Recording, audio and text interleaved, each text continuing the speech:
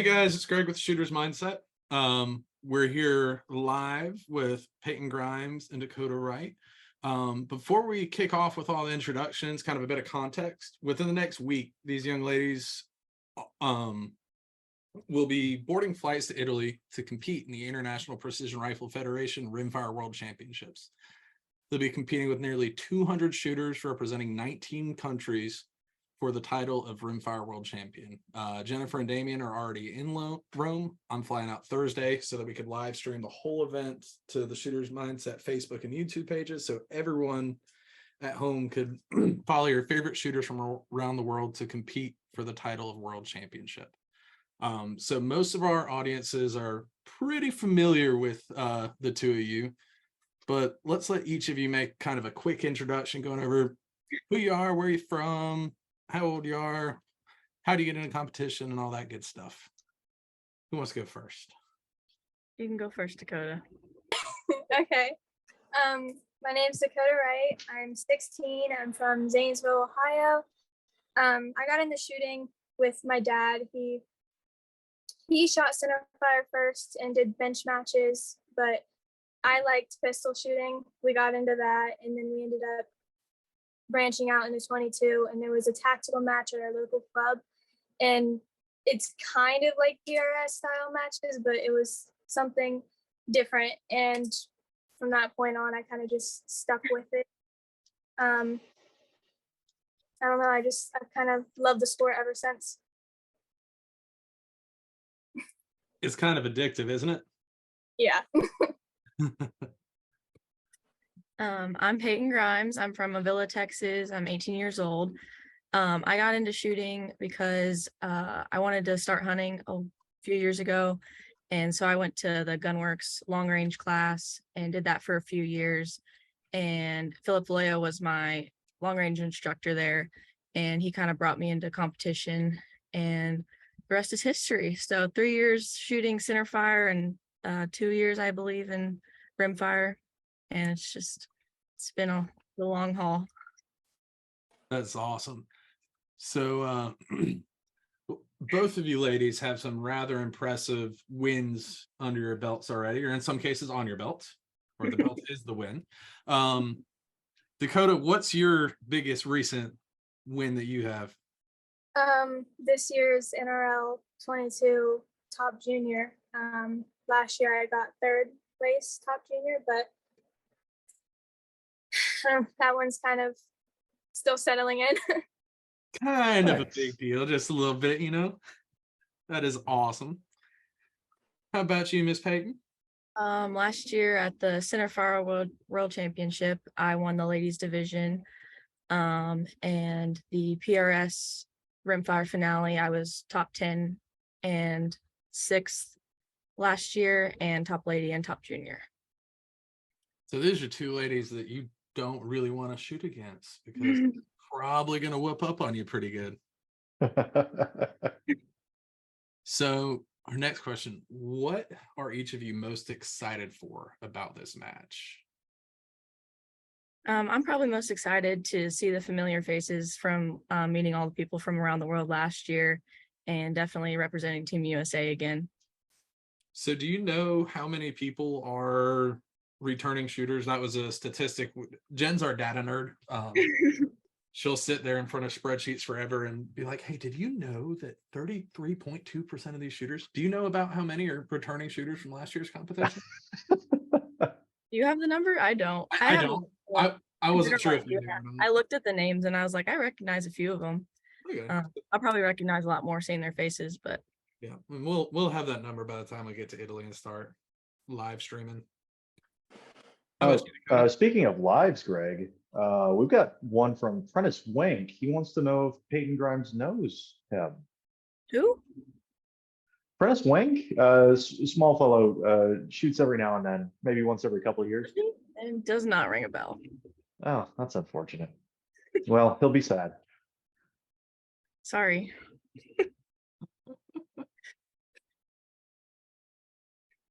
All right.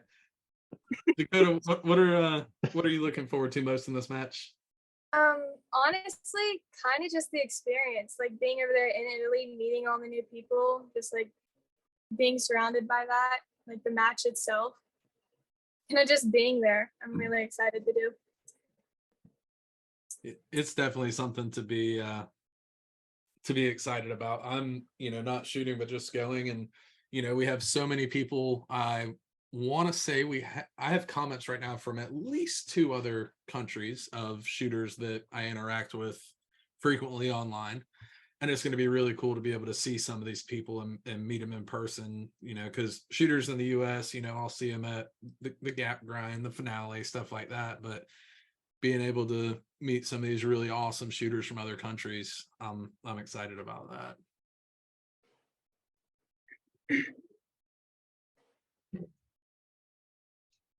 Corey? I'm sorry. I'm almost done sharing to like 800 groups and catching up with Prentice's comments. All right. So what are you guys most excited about for Italy? No, you're supposed to ask 4. I'm supposed to have 4. Did we already ask that? Yeah. Oh my God. Pay attention. Jennifer, if you're watching, please come back. We need you. You're fired. Can't fire me. I'm not even getting paid for this. All right. So, as a previous world champion, do you feel any pressure to repeat?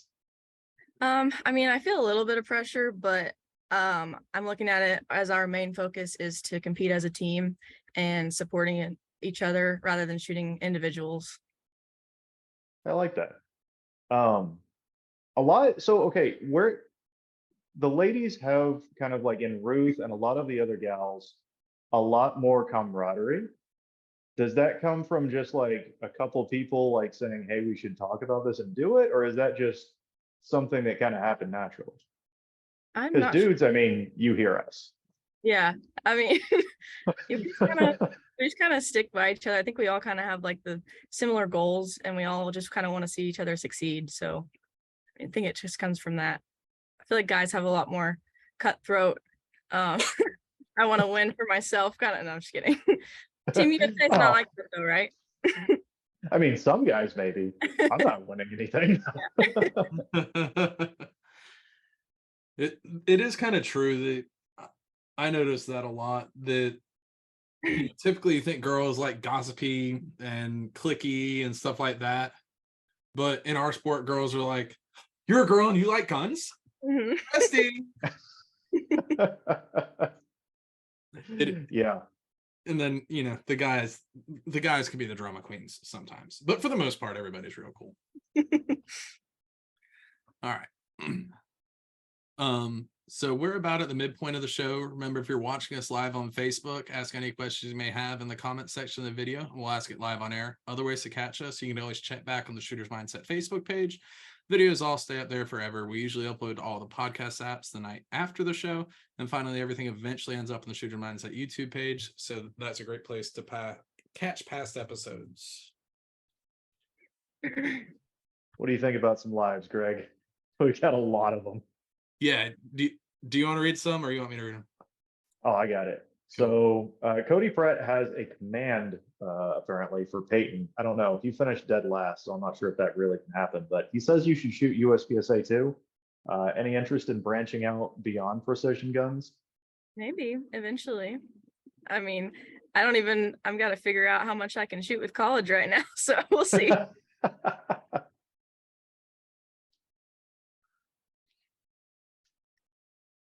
I think that's pretty much it. Ainsley says hi.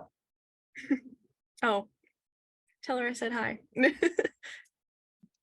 Will do. Okay, so Dakota, we'll start with you. What has your training been like for this?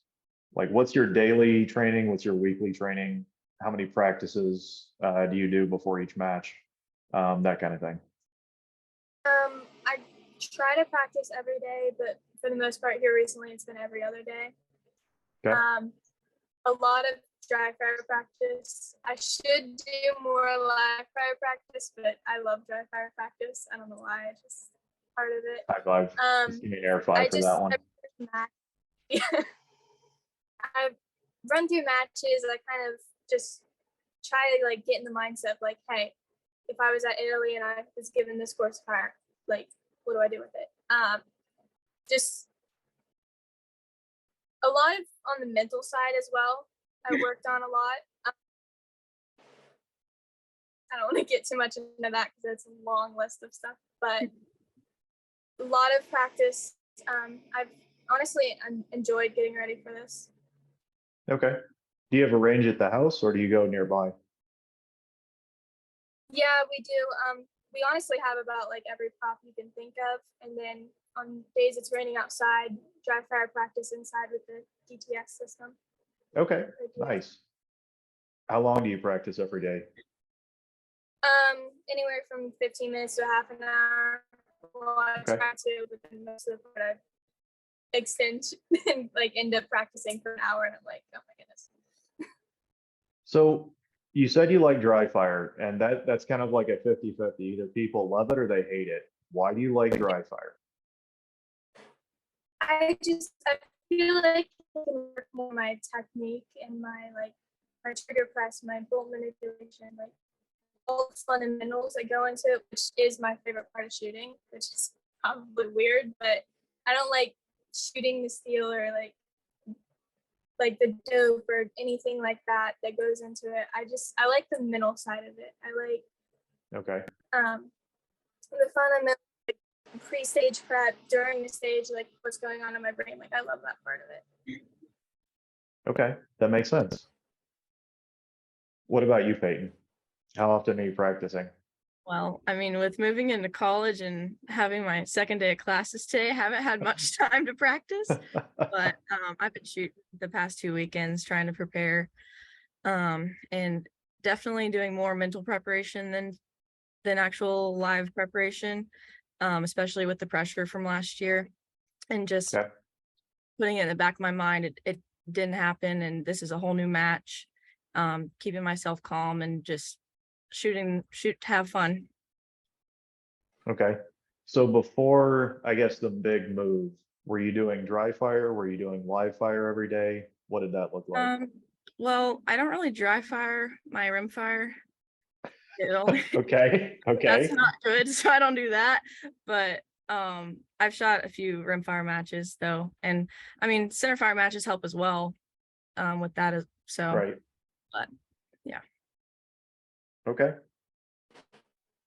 How many practices would you do before, like for each match? Like, would you do, if you're just training up for Worlds, 2 practices a week in one match? Are you looking at 4 practices a week in a match? Or is it more of just like 1 and 1?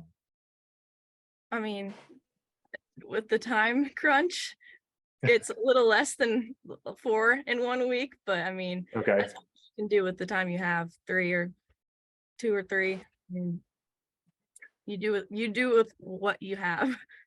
Yep. Oh, and you've already won one, so. But I mean, it's also kind of like last year I prepared, found the ricketiest props I could just to prepare for the unknown. And that was kind of similar to what kind of did this year, and just finding the props before we get the matchbook, Thankfully, Right. the props are mostly solid other than a few on water, possibly. So Okay. So they yeah, released the matchbook. There's supposedly, what's on water? Is it a boat? I think it's a boat. It's a boat. I don't There's know, no, let me see if I can a find the boat picture or a here. dock or something. But what you said something a second ago, Peyton, that you try to practice on the ricketiest props. Do you find that is something helpful? Yes, because you never know what you're gonna get, and you use the rickety props because you just try to get as stable as you can. So then if you're in a situation in a match where it's unstable, you actually know what to do and how to move your body and how to hold your gun and able to be stable. That's very smart.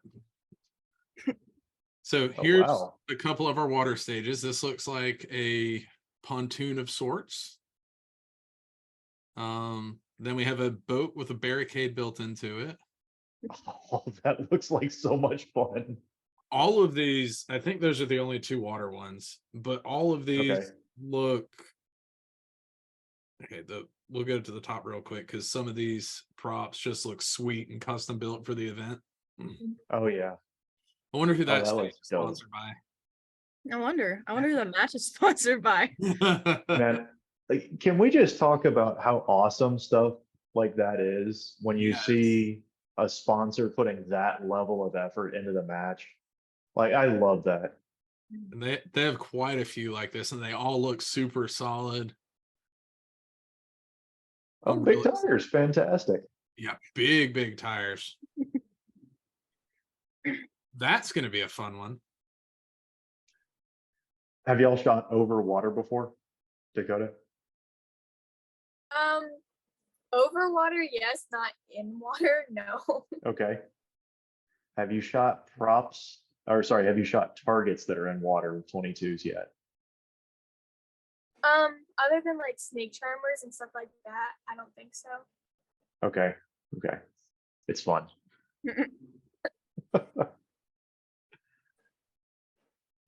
All right. We got a couple of lives. Lorenzo, who's from Italy. First he said, in theory, the first one that we showed is not in water, it's fixed. So the pontoon, although it's over water, I guess, let me look at it. Maybe it's, oh, I'm going the wrong way. Maybe it's kind of docked in there. It might move, it might not, but that would be fingers crossed for real. And then when we were talking about shooting in the backyard,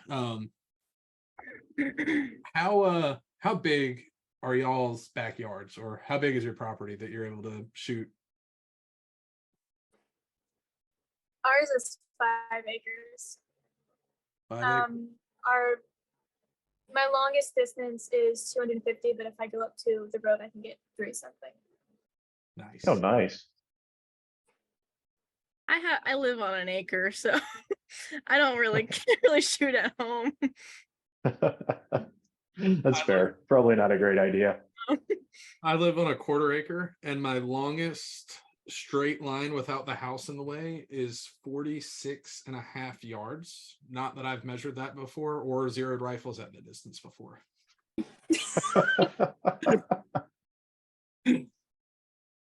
All right, let's not admit anything tonight, Greg. Yep. Oh, wow.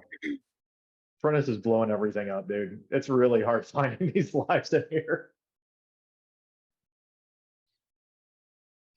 Anyways, okay, so y'all talked a lot about mental. I know, Dakota, you said you might not want to say everything about the mental game, but give me kind of like an intro to what someone could do if they're at, like, they've shot matches and they want to try to win local matches. If you had like a couple mental tips for that level of shooter.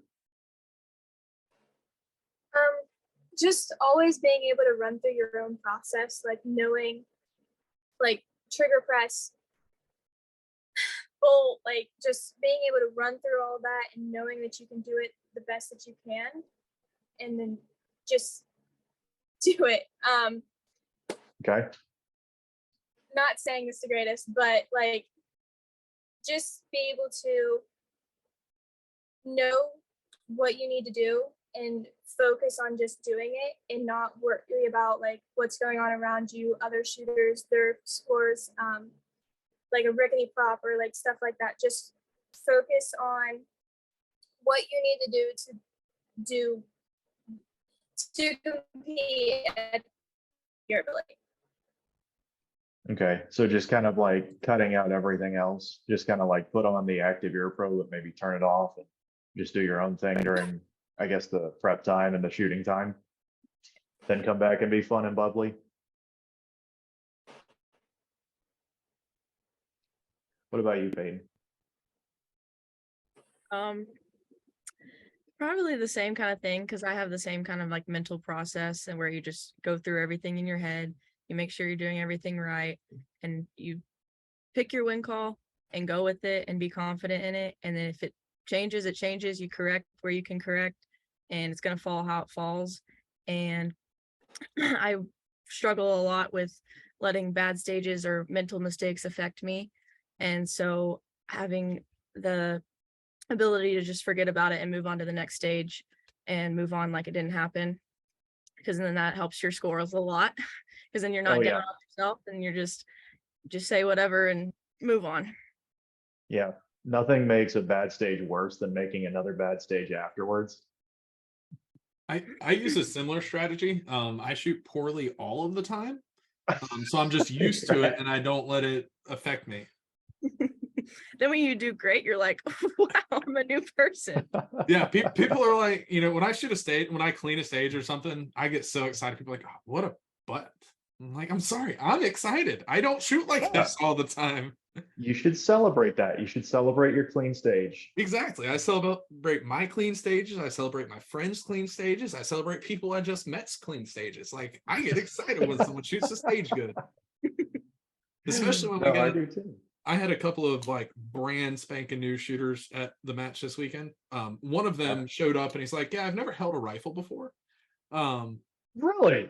And every time they hit targets, I was just like, yes, that is awesome. No, that's super cool. So like just city guy or just had never been interested? So he's shot, I don't believe that he was born in the States. Okay. And he's actually from Texas, but was here on work, and was talking to a guy that used to shoot my matches a lot before he ran into health trouble. And the plan was that the guy that used to shoot the matches was going to show up with him and give him his gun and like, here, we'll walk you through this match. But then his dog died in the morning and the man literally showed up and was like, I'm looking for Greg, and spilled that on me. But I got some really awesome shooters at my match. Thank you, Mike Bell, if you're listening, that I could be like, hey, I have a situation that I need to handle. And he was smiling nonstop the whole time. He didn't clean any stages, but he didn't come in last. He was just having a ball. Okay, so that type of thing happens so often in the sport, and it's the thing that I think a lot of us have stuck around because of. And I'm not saying someone on this call has done that before. 2 Decembers ago with another lady shooter that had literally never shot a gun in a match before. But seeing stuff like that, you realize how awesome the people in the sport are. Yeah, that was you, Payton. Yeah, I was thinking, and I remember now. I remember you took a picture. Yeah. All right. We got a live from William. He wants to know, what does Payton feel the biggest takeaway from the last World Championship matches that can carry over to this? Was it the long multiple day matches, lots of travel, limited local knowledge, or what? Probably, I mean, I kind of just thought about it as another match, which helped a lot. So the long day is actually it's really tough to keep your head in it because they have a long lunch break and the stages were taken forever because they had some backup, and it was really tough keeping your head in it because you were sitting for so long. You know how those long matches are where you just want to be done. So it was kind of tough keeping your head in that, but just kind of brushing that off and moving on. The not knowing much locally was not that bad because everyone was so nice there. But yeah.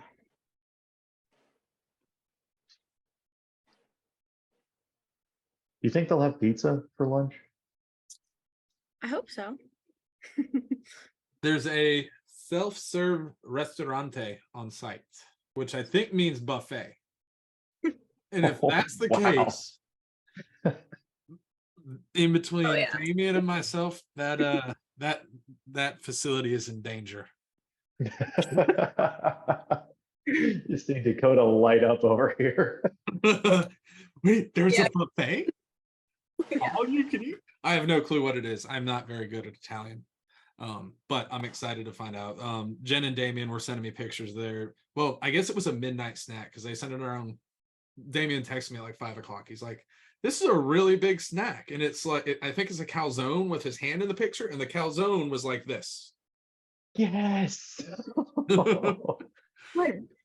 I'm so excited. So we'll start with you, Dakota. What to you makes 22s different from Centerfire? Okay, so I've only shot in one Centerfire match, but the overall like mindset going into it was I'd heard people talk about how Centerfire was so much more like serious and people were all quiet and everything. And they were, but honestly, it wasn't too terrible. It was just headsets and everybody was listening to loud bangs the whole time. So you couldn't really talk to anybody, which is very different from 22 because you normally with a group of guys who never stop talking. But I don't know enough about Centerfire to really compare it to 22, other than the fact that they're two different calibers, and I'm sure that they do two completely different things out in the field. How about you, Payton? Yeah, what she said. I mean, the biggest thing obviously is the recoil. So that changes a lot about the way you shoot. And then smaller gun, it's easier to maneuver, but then you have to look at how the bullet's affected downrange. It is affected a lot more in 22, and you have to be very more precise.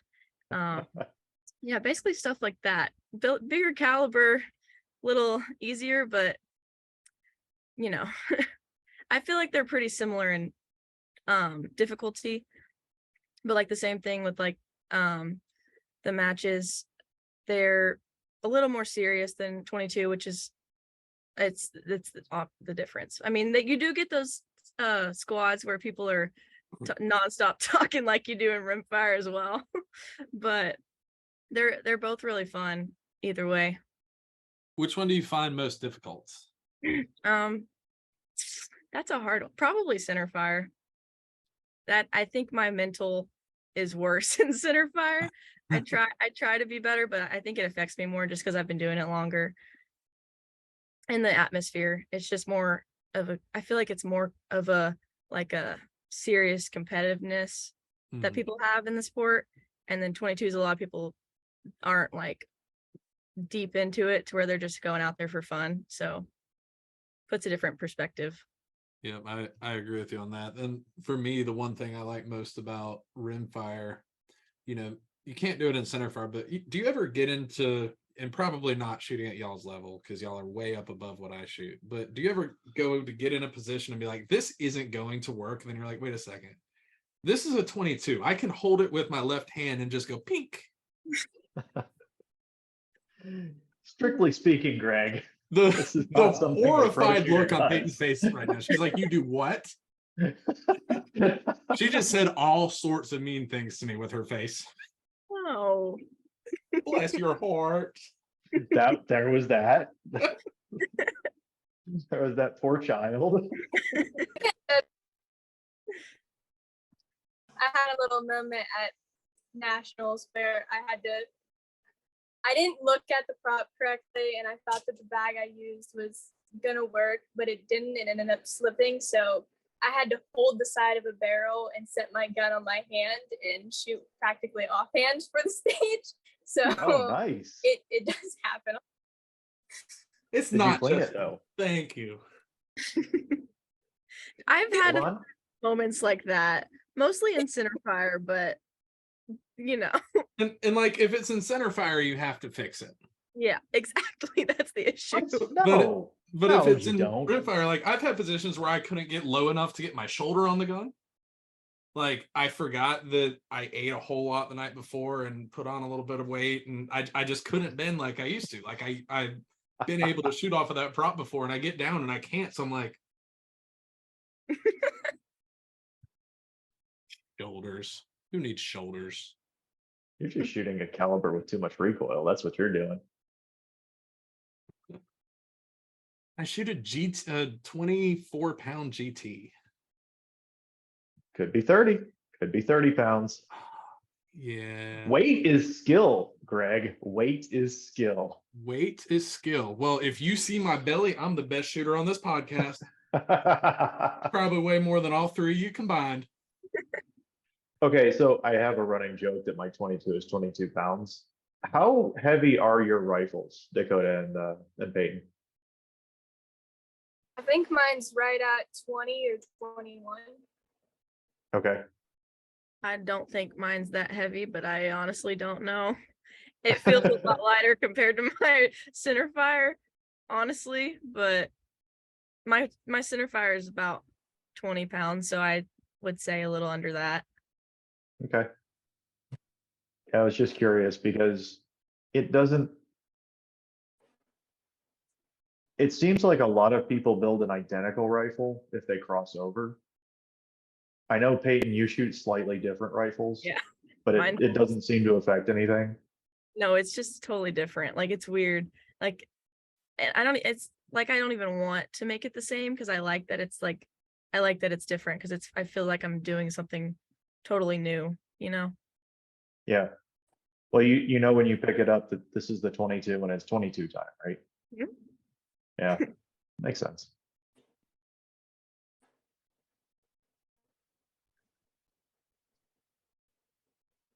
So where do you see Rimfire in 5 years?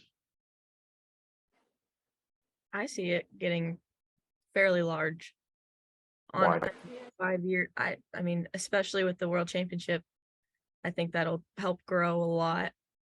And just I think a lot of people are getting more involved and there's a lot of new junior shooters that are coming up and just people getting into the sport left and right. And I think in 5 years it could be pretty close to being like the Centerfire. So Dakota, when did you start? What age did you start again? I started when I was 14, 2 years ago. Okay. So Peyton, that's one thing that we've noticed, and I think you're right on, is it's a lot easier to get juniors into rimfire. And the amount of ranges that you can shoot rimfire at is just so drastically there's way more ranges that you can do it. It's like going from rimfire to centerfire. It's almost the same as going centerfire to ELR. Like anything with 100 yards, you can have a pretty fun match, right? So I think you're right. And having you both start as juniors, it kind of shows that, I mean, I'm not going to say I lost to you this weekend, but I didn't get as many points as you. So Okay. you can really get a lot more talent into the sport if you get people in at a younger age. When you could have played soccer, right, in college, you pick shooting. Dakota, I'm assuming you're probably going to shoot in college. I don't know. There's plans. I plan on going into the Army and hopefully joining the AMU Okay, after high so school. that's awesome. Super awesome. Fantastic. So I guess for you in 5 years, where do you see 22s? I'm not sure. I hope it's growing a lot. Me and Dad, like our main priority when we go to matches and we see new shooters is to try to help them out as much as possible so that they come back. Like Right. shooters, we do absolutely everything we can to have help them out and get them to come back because we want to see the sport grow so much because it's incredibly fun and it's open to everybody. So I guess talking about the AMU, right now they don't have a 22 precision team, right? They have small bore and they have kind of Olympic style stuff. Do you think they'll add that? I'm not sure. After Italy, we actually plan on going into Centerfire, so I'll be more prepared for it when Okay. it comes up. But I don't know. We still got 2 years, so I don't know what exactly they'll be adding. Yeah. Do you think, I guess 22s, do you think that can get bigger than Centerfire internationally? Just with how many other places you can shoot 22? Absolutely. Just everything's so much more accessible. Ranges are more, ammo is 10 times less. You can literally anybody can put it on a match in their backyard if you have 100 or so yards. That's all it's needed. Do you think there will be more high-level competitors in 22s in Italy than there were in France for Centerfire? Absolutely. I've heard a lot of people in matches just come up to me and say hey, you guys are gonna absolutely wipe them out. Centerfire did, and I'm not sure it's going to be as easy, or I don't want to say easy, but like it was with Centerfire, because like I said, 22 is just so much more accessible, and I feel like they're going to have a lot more experience with. What about you, Peyton? That You makes think sense. So, competition will be harder, or you just gonna go wipe the floor again? well, I'm just gonna go shoot and have fun and try my best, and Good. we're just gonna compete the best we can. I mean, we don't know until we get there, but I mean, I think there is a good chance that it might be more difficult just because of how much more accessible it is for them, because all the laws and restrictions that they have. Right. Yeah. Well, we're gonna be rooting for you. Greg certainly is from in person. Front row seats. I'm so excited. I'm not gonna lie. And Lorenzo, my new friend from Italy, he's saying it's becoming impossible to shoot Centerfire there due to the crazy cost for ammo, and they have barrel swap laws. I know in a lot of other countries, like here, like I can order a truck axle or a barrel, and like it shows up to my doorstep in the same tube. But apparently a lot of other countries have laws. I know that was a thing in France, I think.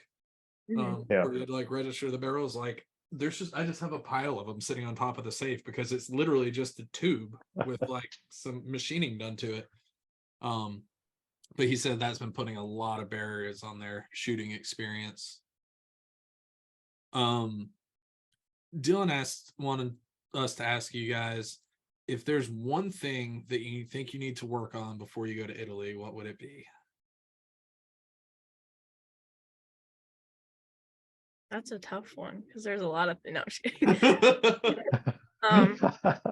Just really getting into the mindset of it's just another match, not worrying about how big it is, how much like coverage there's going to be on it. Like all the pressure just needs to go away, and it just needs to be a calm and chill, normal 22 match.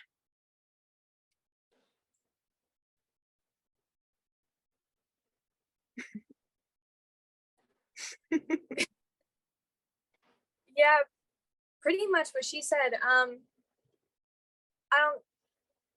don't know. Before matches, I always get really, really nervous, especially big ones like nationals and stuff like that. And it always like gets me down the first two stages. But that's probably what I need to work on the most. It's just like I need to stay with it and just get rid of the nerves and calm down and shoot the match.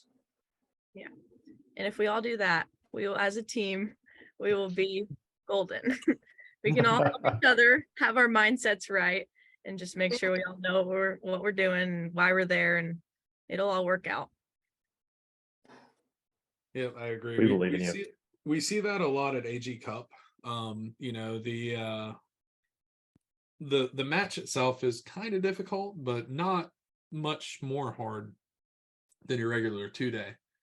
But you know, when you have me holding the camera next to you while you're shooting, and then behind you hear Jennifer, all right, this next shot that he takes is going to make or break $30,000. Could you imagine being in the position where one trigger press could cost you $30,000?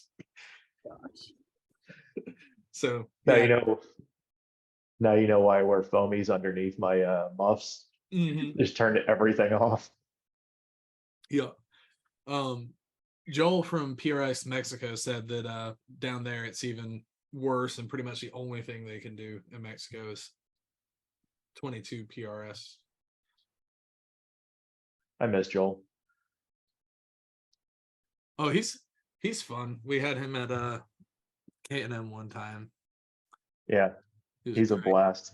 Mm-hmm. Him and a whole bunch of other guys used to travel up to all of our 22 matches, and then they started coming to the Centerfire matches because for them, they could just fly in and use the loaners for the day and fly back, so they didn't have to do any paperwork.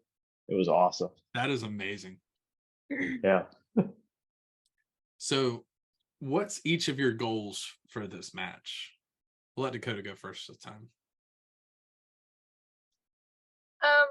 Honestly, just being able to come back from Italy and knowing that I did my best and no matter where I placed, it was the best of my ability. And also just having fun the entire match and not stressing about it. There you go. I like it. For that. And the same thing I've been reiterating the whole time, just staying calm and having fun is really the big thing, and making new friends and having all those new connections that we're gonna make, and maybe some like team bonding. That would be cool. We have only 2 pools at our Airbnb. Only Only. I think there's some places we could do some team bonding. there you go. Is there a gelato place nearby, Greg? So I started looking at the Google Maps today around Okay. like where our Airbnb is. And then I realized I don't speak Italian, and it was going to be, I couldn't do it in like the 3 minutes I had allocated to it. So, but I do know that gelato means ice cream in Italian. Okay. I learned that from my app. I have an app for that. Oh, that's A awesome. real gelato. Gelato here is good, but I'm excited for some Italian gelato. Do you guys have time after the match? Are you staying at all? I'm leaving Monday, I think, or Sunday, something like that. Okay, back to class. Yep. Back to class on Tuesday. Oh, prayers. Gotta drive back on Monday night. What about you, Dakota? Yeah, I'm leaving either the Sunday or that Monday, but we're leaving actually this Thursday or Friday. Okay. We have 3 days for the match that we're gonna travel around. That's awesome. Anything y'all want to see in particular? Venice, especially. Oh, nice. Also, we're doing, one of the days is going to be a hike up. I'm probably going to butcher the name of this, but the Dolomites, they're part of the Okay. Alps. So we're going to be climbing those and just spending a day hiking. I'm just happy Okay. we don't have to say the name of the town that the match was in last year anymore. It's a struggle every time. It's like, how do I say this respectfully? Greg Stewart just commented, National Lampoon Italy Worlds. That's gonna be it. Okay. So last question for me. Payton, I know you're big into this, so this is going to be a tough one for you. But Dakota, hunting or competition? If you only get to pick one for the rest of your life, which one are you going with?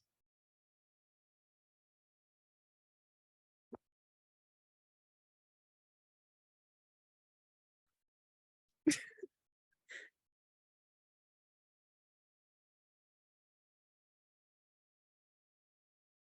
think you broke her. I might have broken her. Wait, sorry, me going first or Payton? Oh yeah, you going first. Sorry. No,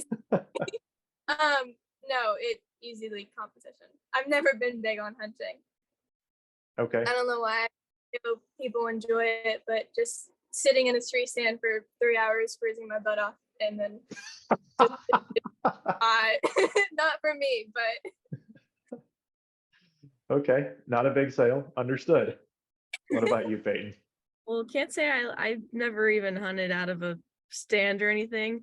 I do enjoy hunting a lot, but I would have to say competition, because there's just so much more that I get out of it. I'd say, like, I have made so many friends and lifelong connections, and so many memories, and just all of that goes with it. And it's not saying I don't in hunting, which is fun too, and that's the thing that I do get to do with my family, which I enjoy a lot, but still probably competition. Okay. Wow. I would not have guessed that. Well, yeah, you don't know. Elisa said, Dakota, make sure you do some of your pencil drawings when you're in Italy. I don't know what that means. plan on trip up. I I like to doodle a lot. Oh, okay. Awesome. Let's see. Do you see anything else in lives? I think that's mostly it. It's a lot of well wishing. A ton of people are wishing you guys good luck. From all over the world, not just people in America. Like I'm pretty sure at this point in time we could call Mexico kind of like honorary part of Team USA with the amount of well wishes they've given to the whole team. For sure. Um, but all right, so we'll go ahead and wind this one down to shout outs. Since Peyton, you have what, 12 minutes until your next class? Oh no. Hey. Listen, this is Oh yeah, I do. Never mind. You're right. I got you, Not fam. already. All right. Peyton, you want to go first? Sure. Yeah. I'll just list my sponsors and everyone that supports me. So KRG, Alpha Munitions, Flatline Ops, Collis, Weebad, Bullet Central, Impact, Modern Day Sniper, Bix and Andy, SNS Precision, and Spur Mounts. So yeah, thank you all for everything you do for me. It really means a lot, and I wouldn't be where I am today. And my parents, thank y'all for Almost left that one off. appreciate y'all. I cannot forget that. Oh, Dakota. Yeah, I'll list up my sponsors. Randy Rachel have been an incredible help. He's done so much. MDT, Hollis, Fat Boy Tripod, Paws and Shield, Chelsea Designs. He's designed all my logos and everything. Cortina Precision, and then when I go into Centerfire, Sierra Bullets, Lone Peak Action, and Burke Sparrows. nice. Was that your dog in the background? Yes, he's right now. Awesome. Corey. Well, I just want to shout out Team USA. I hope you guys go over there, have a blast, have fun, and just destroy the rest of the world. That's what I'm rooting for. Oh, you stole mine. I was going to say Team USA. But I'll take it back. Well, I no, want I to can shout say out it too. Greg. I want to shout out Greg and Jen for going to Italy, taking one for the team, living in an Italian villa for a week. It's going to be really hard, but I know you guys can There's do it. only 2 pools, Corey. I hate you. All right. So first, I just wanted to remind everybody watching, make sure you go to the Shooter's Mindset YouTube or Facebook page, turn on live notifications. So this way you can see these 2 ladies out there whooping it up next week at the championships. We're going to do our best to bring the best possible coverage of this match that we can to you guys. So if you like it, share it, let everybody else know how awesome it is. And I wanted to shout out first Masterpiece Arms, being our title sponsor for this journey over there. As obviously you guys can imagine, it was not cheap at all. Also Vortex Armageddon gear, Hunter's HD Gold, Manners Composite Stocks, and Warren Scope Mounts for also kind of assisting in bringing this coverage to you guys. Well, this is the part where I have to say the thing that Jen says. And if that's all, this is a wrap for show number 415. And we will not see you guys on a regular Tuesday night podcast next week. We will see you guys for like 8 hours a day for half of the week while we're live streaming.